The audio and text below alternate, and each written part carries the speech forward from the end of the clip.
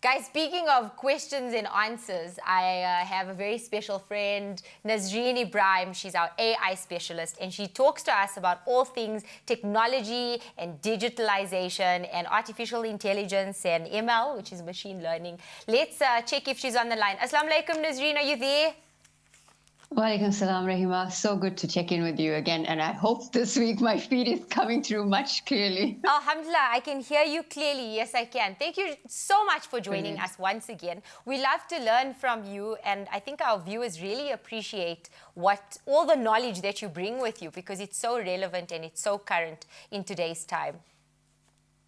Hey, thank you for such kind words. I think we're learning off one another. So you ask great questions, and I'll try bring whatever I know, and we'll mix it up and mash it up. Alhamdulillah, Jazakallah. Okay, so let me get straight to it, right? I mean, one of the big words, or the big trends and the big conversations nowadays that affect young children, affect teenagers and adults alike, is this concept of the metaverse, right? I think for the viewers, perhaps, can you give us a nice definition for us to understand simply? What is the metaverse? So a lot of people heard Facebook changing their name last year to Meta. The metaverse has been around for a long time, very familiar with gamers who are used to immersive worlds, virtual worlds. So virtual reality, augmented reality, these things comprise what is called the metaverse. It's where you are able to experience a sense of your surroundings completely virtually, which is virtual reality, or augmented reality, AR, where there are digital elements but in your real environment that you experience through a device like your phone, when you're looking at your screen through a specific type of lens, but you're very much in your physical environment and still experiencing that way. Some people would be familiar with that craze that was called Pokemon Go, where you actually used your device and played the game, but it put little characters into your immediate environment and you follow them around. That's an example of the metaverse. And Facebook is, wanting to reestablish themselves as a business by taking the lead in terms of this. But we see a lot of businesses that are jumping on the metaverse. There are many South African companies. There are large gaming South African companies that are on board now creating metaverse spaces. But a few of the international examples are, of course, Facebook, Microsoft, Roblox, and Unity, which are some of the big four, big five that are taking this conversation really forward to say, hey, you know what? We want to reinvent the future, or the future of the internet. And this is what it will look like. It will look like a massive gaming experience where everyone is digitally represented. I think for some of us, it feels, or at least maybe could seem rather abstract, right? And I know that it's a complete cultural shift or a complete change of mindset and perspective with the way in which we engage with the real world and the, virtual world. When you mentioned Pokemon Go, I think I was at a time where I remember people, or at least the idea was that the Pokemon Go game was meant to encourage people to be, healthier. They were supposed to be moving, they were supposed to be walking. And I actually did have a few friends who enjoyed that experience for that purpose. Yeah. But if there's so many more of those types of games, how do you think, or at least what would you say, or what do you assume that will mean for the way in which people start re-engaging with technology, if it's going to be so in your face and so substantial now? It's a great question. I think, what would it mean for people to re-engage with technology? Now, how do you understand that question for different kinds of people? You think about every single one of us with a device in our hand. It's a natural extension of who we are. We can't leave home without it. If we drive down the road and we don't have it, we'll come back. That's the kind of thing. And if you do leave it, you actually talk about the phenomenons of digital detox. People are going for treatment for these kind of things. So it's the reality of who we are as digital beings, of having these identities. But the extension of now putting yourself further by establishing or taking to your digital identity to another level is very real. It's here. It was, as we said earlier on, the realm of gamers doing fun stuff, being immersed in that world, being competitive. but obviously understanding the nuances and the social contract that you have when you enter into that environment. But what does it mean for people who are not familiar with it, but wanting to enter into that? And I think the first instance for many people who may not have familiarity with the metaverse through gaming, which people would do as a gamer, you already understand that technique. But it's coming in the forms of what brands or retail and overall any kind of interaction we have with the world wants to do. So you may see, as an example, we use a popular culture example, right? And we can talk across the board on anything. There are companies who want to bring, if you look at healthcare, want to bring a certain level of immersiveness into healthcare by using doctors who are able to get you into a space and able to operate on you virtually. We know this is in terms of understanding your role in that space as a user, as an end user. What does it mean? And the trust factor is a whole other topic that we can talk about. But if we talk about a popular culture example, I mean, no matter what background or religious affiliation you have, you're going to know artists across the world in music, film, television. And Snoop Dogg and Eminem, who most people would know through their interactions with the world in general, with the current environment, recently took MTV Awards to another level, providing a complete immersive experience by performing in a metaverse environment. Now, this also cultural shift that young people, and again, I'm going to say this, Raheemah, despite our religious affiliations, every person, as a Muslim person, as a person of faith, if you come from a strong religious affiliation or you don't, you're very much aware of what's going on in the world. And to most extent, and I know you would be able to articulate this much better than I can, but as an anthropologist, your studies and your learnings would have taken you through how people are naturally infected by their environment, or the observation of it will influence their thinking and their communications in a particular way. Yeah, and that dynamic experience. Sorry for cutting you off, but 100%. You articulated it very well. And I wanted to add, or at least maybe as a follow-up question to what you've just explained, in the advent of trying to connect people to each other through the use of this metaverse and this virtual reality. I mean, it seems in many ways, in many cases, you often hear parents talking about it. You often hear people talking about it. There's research that's been done about it. There actually ends up being somewhat of a disconnect and an inability to truly connect in the real world as a result of the virtual reality.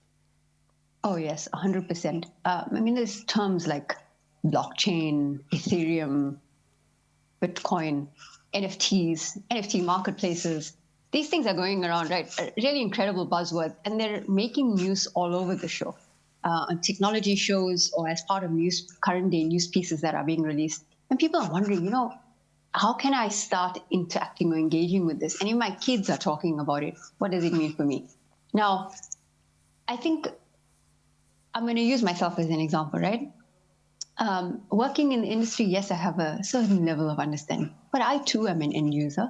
And everything that I come across can be quite overwhelming at times. So yes, it's going to be overwhelming for you. And overwhelming meaning, if you play in the space, what we know how to do on our devices right now is we'll use the filters on TikTok or the video functionality, which makes some really brilliant editing on TikTok. The Reels on Instagram is offering you the same opportunity. And the filters that Reels on Instagram offers you is a step into the world of what it means like to have an extended digital identity. So you have some view of what the metaverse experience could potentially be like, but the immersiveness of it can be overwhelming for people. And so it's like it's almost like there's this real identity, and then there's virtual identities. That's what I'm hearing. Is that just to clarify? Yes. Okay. And that's absolutely right. There's articles and new case studies that are going around about people being harassed in the metaverse that already have created digital avatars meaning if you're on Facebook and you found this new feature came up and you were able to create your own face, make yourself wear different types of clothes, give yourself a look, wear glasses, whatever it might be, you created an avatar that's the next step in the line into what your digital identity, your entry into Facebook's virtual environment will be like. That And also they have sounds a school lot for- like wanting to be a different person, right? Right. I mean, wanting to be a different person. Some people do. Well, Raheemah, we can say lots of people live sometimes their entire lives online, which will talk about I'm going to say, the re-engineering, and this is scary in and of itself to think of it, the re-engineering of the human psyche around what it means to connect with people. When you use the word disconnect, I wonder too sometimes if that very technology that's promising us this massive over-the-rainbow pot of gold that will truly transform humanity, if it's not just, at the end of the day, we know this, to serve commercial interests of massive organizations because of the Oculus store that Facebook has now set up to easily make their headsets available to people to experience the metaverse. So you experience the metaverse through, physical devices. And one of them is wearing a headset that completely takes away any peripheral vision that then puts you into an environment. Now, the regulation or rules around the world in different regions are unclear about how to regulate. If somebody abuses you in the metaverse, or if they stole your money or a piece of land, and actually you can buy real estate next to Snoop Dogg's house, which goes for millions of dollars. Ridiculous if you ask me, but this is the world we live in. Sure. I mean, this is the nature of the game, right? So how do we continue to exist as human beings and find our humanity in this world when kids are choosing otherwise? It's a conversation we need to have always.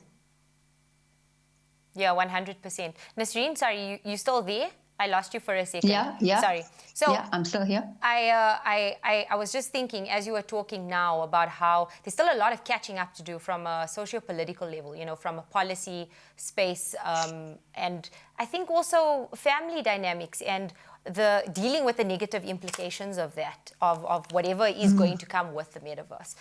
Just very quickly, the last question, and I won't trouble you for much longer this evening because I think we've already got so much to process that you've shared with us tonight. Do you think that this big goal towards a metaverse where people are so entrenched in this new culture, in this new environment, do you think it's feasible in South Africa or in Africa? It is very feasible. I mean, there are companies here because of our dynamic, innovative environment where we have, an environment that allows a certain flexibility of innovation. There are organizations, spaces, incubators, hubs, movements, and some regulatory push from the government side, with the Presidential Commission of OIR and other initiatives from the university and policy level that help foster an environment for businesses to do that.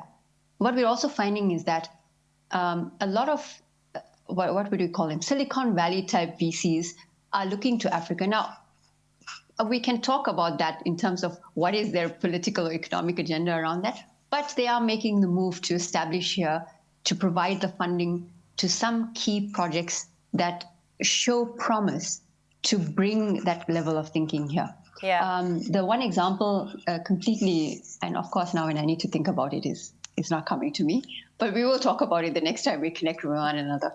Yes, 100%. There's a massive gaming group here that are calling themselves building the first metaverse city, African city. I'm going to get the details for the next time, and it's for the life of me, I can't remember it.